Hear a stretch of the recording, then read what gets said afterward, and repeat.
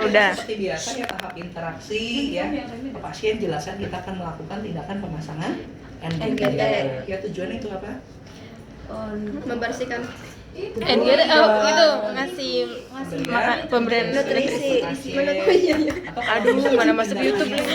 Melakukan bilas lambung, ya maka nanti Lagi kita mikir untuk dong, membersihkan betul. lambung ya. Kemudian pasien sudah bersedia, kita tinggal melakukan tindakannya ya. Kemudian yang pertama kita atur posisinya terlebih dahulu ya.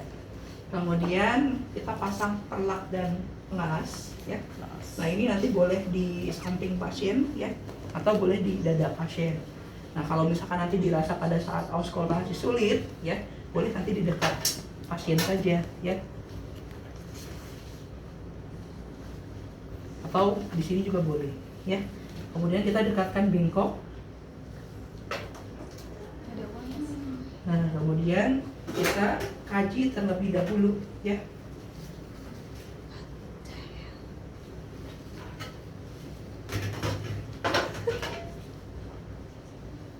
Nah yang pertama kita kaji ya. Kita cek ya untuk di jalan nafas pasien. Waduh. Nah kita cek ya untuk di lubang hidung pasien, apakah nanti ada Polip polip, atau ada tidak? sumbatan jalan nafas atau tidak. Nah kalau ada kotoran bagaimana, ya nggak apa-apa ya. Nanti kita ambil untuk Bapak kok banyak orangnya? ya. Diam-diam ini mau dimasukin YouTube. Banyak sih Cak. Nah kalau ada Omongannya sekret tuh, ya nggak apa-apa, nanti tinggal kita bersihkan terlebih dahulu ya. Nah kita bersihkan Oh, kita ya yang bersih. Kemudian kalau misalkan dirasa sulit ya untuk dengan cotton bud, boleh nanti kita untuk membersihkan ya, barangkali ada sekret-sekret gitu ya, boleh dengan menggunakan tisu. Siapa tuh yang bilang? Nah kemudian kita ambil tisu ya, kemudian minta pasien untuk, nah ini yang disebut dengan pasase udara ya. Nah kita ini ya, kemudian Oh, yang minta kayak pasien, terbang-terbang iya. gitu. Jadi kalau dideketin coba Lebih ditiup. kalau lebih kencang. Itu yang jadi tagline-nya. Ya. Nah ini nanti kita dekatkan ke lubang hidung, kemudian minta pasien tarik nafas dan hembuskan. Kita cari ya yang sebelah kanan atau yang sebelah kiri yang paling dominan gitu ya. Nah ternyata contoh misalkan yang kanan dominan gitu ya, berarti kita pasang yang sebelah Yang kiri. Begitu juga sebaliknya ya. Oh. Kemudian kita cek ya. Kelihatan enggak? Nah ini sebetulnya kita kurang hob Yang satu tuh Pak. ya. Satu atau Satu. Ikut sih.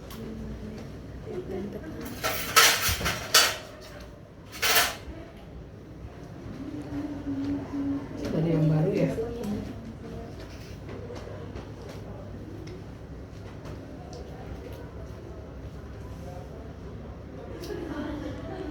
Nah ini kalau baru dia nanti masih ada di plastiknya ya. Nah kemudian nanti kita buka dan masukkan ke dalam pakai instrumen. Nah kemudian kita ukur dulu ya, ukur untuk batas ataupun tepi dari selang NGT-nya. Yang pertama dari pangkal hidung ke bawah telinga ya. Kemudian kita tarik garis sampai dengan epigastrium. Nah kurang lebih seperti ini. Nah ini adalah lokasi ataupun batas untuk melakukan pemasangan ataupun memasukkan selang NGT ya. Nah kemudian kita siapkan gel. Bersih-bersih.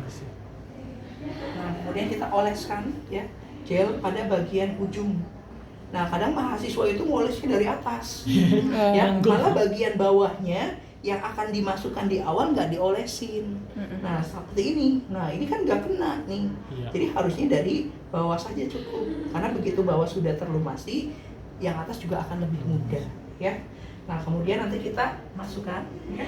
Nah pada saat memasukkan, minta pasien untuk menelan, Pak telan Pak, telan lagi, menelan ludah lagi gitu ya, sampai dengan masuk ya. pasti sakit. Mikir aja. Langsung brok pusing. Nah, ini Rasanya kita apa masukkan, ya? Sampai dengan batas tadi.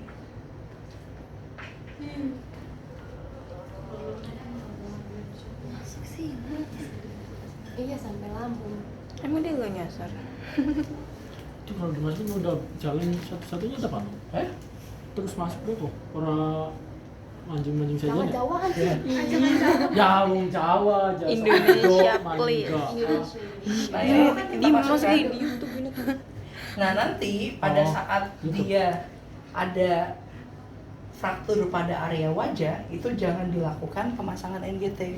Khawatirnya nanti selang itu harusnya masuk ke saluran pencernaan, dia malah masuknya ke otak. Ya, nah itu juga meminimalisir kalau misalkan ada terjadi fraktur pada area wajah. Ya. Kemudian kalau sudah terpasang, ini kita klem terlebih dahulu. Cairannya ada.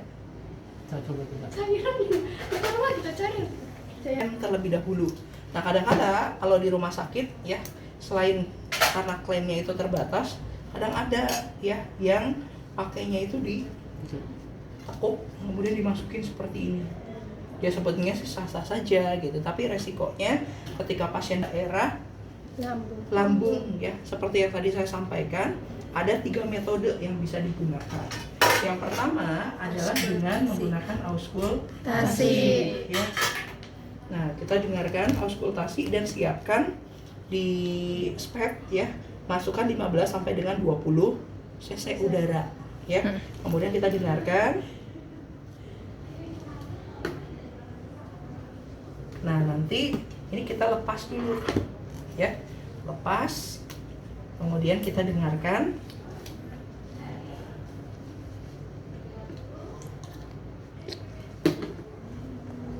Nah, kemudian kita dorong. Jadi dorongnya itu nanti harus cepet ya, jangan tadi kan ini pelan. Kalau sedikit-sedikit nggak akan kedengaran suara blupnya. Tapi kalau misalkan didengarkan di auskultasi ya, kemudian cepet, nah seperti ini akan terdengar suara blup gitu ya. Itu cara yang pertama. Kemudian cara yang kedua adalah dengan melakukan aspirasi. Oh iya, jangan lupa tadi ya, kalau misalkan dengan udara, ketika udara yang dimasukkan 20, berarti kita harus keluarkan kembali 20. Ya. Nah, kemudian cara yang kedua, ini sama, kita dorong ya, masukkan ke selang, kemudian kita tarik. Ada cairan kuning Nah, nggak? ada cairan yang keluar enggak? Kalau muncul cairan kekuningan, berarti itu yang disebut sebagai asam lambung. Tapi kalau begitu ditarik, oh nggak ada nih, kosong udara, nah berarti khawatirnya dia masuk ke paru-paru, harus dilepas kembali dan dimasukkan ulang ya. Kemudian kalau ada cairan, sama ini juga dimasukkan kembali ya. Kemudian cara yang ketiga Gampang adalah cara kedua ya? dengan memasukkan ya ke sini. Nah, kita siapkan cairan. Itu yang udah dingin kan sih, Pak? Enggak, ini masih belum. Oh. Ya, masih ngecek dulu ini mah. Nah, ini ya kita cek ya, keluar gelembung atau tidak. Kalau begitu ini dimasukkan ternyata blubuk-blubuk gitu ya. Nah, itu berarti kemungkinan masuknya adalah ke paru-paru ya. Jadi kalau misalkan ditekan, nah kayak ini nggak ada gelembung-gelembung gitu ya, berarti ini dia sudah tepat masuk ke dalam lambung ya. Jadi ada 3 metode yang bisa digunakan untuk mengecek ya apakah masuk atau tidak ya. Nah, kemudian kalau misalkan sudah dicek masuk, kita boleh melakukan fiksasi. Kalau misalkan dilakukannya adalah secara permanen beberapa waktu hari gitu ya, ataukah misalkan 2 hari, 3 hari ya, maka nanti dilakukan fiksasi dengan menggunakan plester.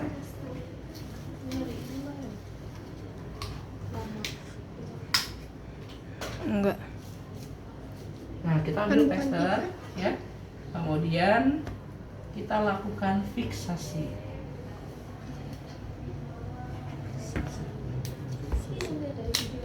Pusing.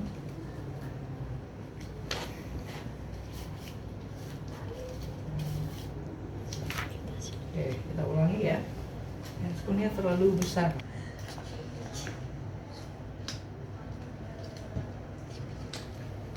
Nah, untuk memfiksasi, upayakan nanti jangan sampai menutup ini. Ini kan masih ada celah gitu ya. Nah, celah itu jangan sampai tertutup karena itu juga untuk tempat pernafasan ya. Jadi meminimalisir gangguan pernafasannya. Nah, kemudian kalau misalkan sudah dipasang. Oh ternyata ada program nih gitu ya untuk pemberian, ada pemberian susu gitu ya, diberikan sebanyak 500 cc ya. Nah sebelum susu itu masuk ya, karena kalau pemberian pemasangan NGT itu nggak mungkin makanan biasa, apalagi seblak ya, susah ya. Jadi biasanya ini produk-produk susu gitu yang diberikan ya. Nanti sebelum kita masukkan susu, masukkan dulu air minum ya sebanyak 15 cc ya. Nah ini kita buka gitu ya, buka. Tapi sebelum habis ya, airnya habis masuk ke dalam, kita tutup lagi. Nah berarti misalkan di sini kayak infus aja, jadi jangan sampai habis. Karena kalau misalkan sampai habis nanti isinya udara yang masuk ya. Kita tekuk, baru kita masukkan susunya. Berapa banyaknya tergantung program si pasiennya. Ada yang 50, ada yang 100, tergantung dari si pasien. Nah begitu susu masuk, ini juga sama, nanti kita tinggikan.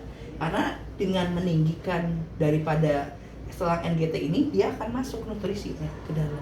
Baskom yang besar seperti ini, cairannya banyak, atau yang cukup yang kecil juga boleh, nggak terlalu besar juga nggak apa-apa ya. Upayakan baskomnya nanti 2. Kenapa 2? 1 untuk cairan yang bersih yang akan kita masukkan. Baskom 1 lagi adalah untuk cairan kotor ya. Jadi cairan yang sudah kita masukkan tadi ya. Nah ini kita siapkan juga ya, spet yang 50 cc kita ambil. Berarti spetnya pun nggak cukup 1, karena nanti biar cepat ya untuk meminimalisir terjadi penyerapan racun ya. Jadi makanya kita harus minimal 2 orang. Jadi 1 orang untuk tugasnya masukin, 1 orang masukin ke sini, kemudian membuang dan seterusnya ya. Nah contoh ini kita masukkan ya 50 cc dulu.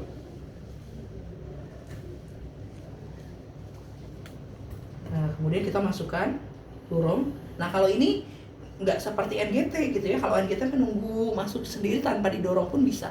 Tapi kalau untuk bilas lambung harus cepat ya, harus cepat kita masukkan ya. Kemudian 50 ya. Berarti kalau butuhnya 200, kita masukin sebanyak 4 kali ya. Nah kita masukkan ya. Nah sudah 200 nih, berarti keluar lagi ya, keluar kembali ya cairannya, kemudian kita buang. Misalkan 1 yang bersih di atas, yang kotor di bawah gitu ya. Kemudian keluarkan kembali ya sampai dengan 200 tadi. Intinya kapasitas lambung itu kalau untuk orang dewasa 200 sampai dengan 300 cc. Kalau anak-anak ya biasanya 150 sampai dengan 200. Ya jadi tergantung kebutuhan. Nah ini dilakukan terus-menerus secara berulang sampai dengan cairan yang masuk harus sama jernihnya dengan cairan yang keluar. Kalau sudah jernih, maka ini tinggal ditutup, tinggal dilem ya. Terakhir tinggal lakukan pemberian obat norit ya. Nah ini untuk obat noritnya, dia bentuk tablet, bentuknya itu sediaannya adalah tablet Obat Cina ya, Chinese. Nah ini ya, biasanya ada kapas ya di dalam. ini ada nggak?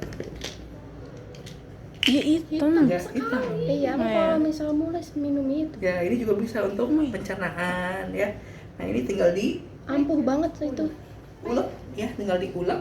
Kemudian nanti bentuknya Sekali sudah minum tuh sampai 3 dengan berapa? cair ya. Tuh, Dicairin berarti Pak? Iya dicairin. sekali minum tuh 5 di sampai sabuk, 7 ya. tablet. Nah anggap misalkan ini obatnya gitu ya, obat yang sudah di oplos tadi, dicairkan tadi ya. Intinya prinsip pemberiannya sama seperti pemberian nutrisi, karena bentuk sediaannya adalah cair ya. Nah ini obat kita masukkan ya. Kalau setelah bilas lambung nggak usah dibasuhkan air lagi. Kalau tadi kan begitu mau makan diberikan dulu air. Nah kalau ini enggak, jadi nanti langsung aja. Misalkan obatnya dicairkan ya, misalkan butuhnya 5 tablet gitu ya. Nah 5 tablet kemudian digerus ya, ditumbuk sampai dengan bentuknya halus, kemudian dicairkan, dikasih air. Anggap misalkan cairannya 20 mili gitu ya, nggak apa-apa, 20 nanti tinggal dimasukkan. Nah begitu masuk tinggal sedikit sama ya, tinggal kita bersihkan kembali dengan menggunakan air ya. Kalau sudah tinggal diklem ya, kemudian kita selesaikan. Oke.